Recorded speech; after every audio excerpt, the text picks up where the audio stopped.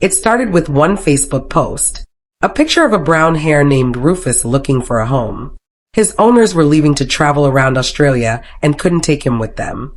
The post said he needed someone special, someone who could give him space, care, and safety. At first, his future family just scrolled past. But something about his face made them stop. They couldn't stop thinking about him. For a few days, they kept coming back to that post. The way he looked, a little shy but curious, stuck in their minds. After a long talk, they decided to bring him home. It felt like the right thing to do. When Rufus arrived, he was quiet and nervous. His ears twitched at every sound. He looked around carefully, unsure if he could trust this new place. His new family spoke softly to him, keeping their distance, letting him come closer when he felt ready. They didn't rush him. They wanted him to feel safe first. They had prepared a whole room just for him. Inside were tunnels, boxes, and soft spots to hide in. There was a little bowl filled with hay and his favorite treats. The best part, the door was always open. He could come and go whenever he wanted. That room was his safe space, and he knew it right away. For the first few days, he mostly stayed inside, peeking out once in a while. But soon, curiosity took over. He started exploring the house bit by bit. First the living room, then the hallway, then the kitchen. His family noticed that the calmer they acted, the more confident he became. When they laughed gently at his silly little jumps, he'd do them again, like he was trying to make them laugh. That's how the trust started to grow. Slowly, quietly, and naturally. Rufus had a funny personality. He loved rearranging things around the room. He would push boxes, move toys, scatter hay, and then sit proudly like he'd just done something amazing.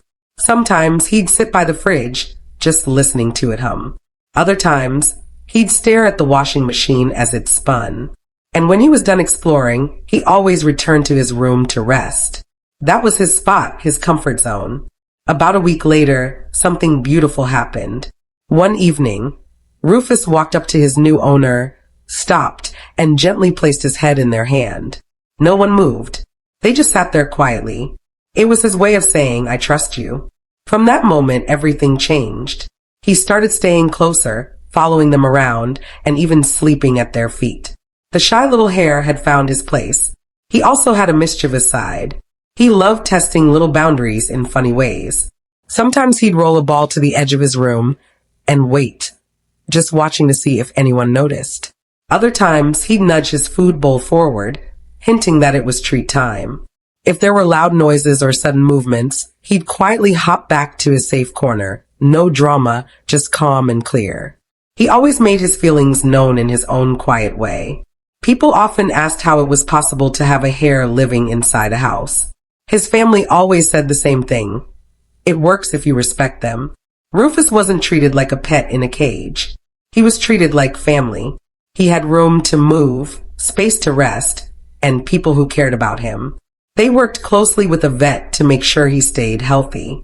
Everything they did was slow, patient, and with his comfort in mind.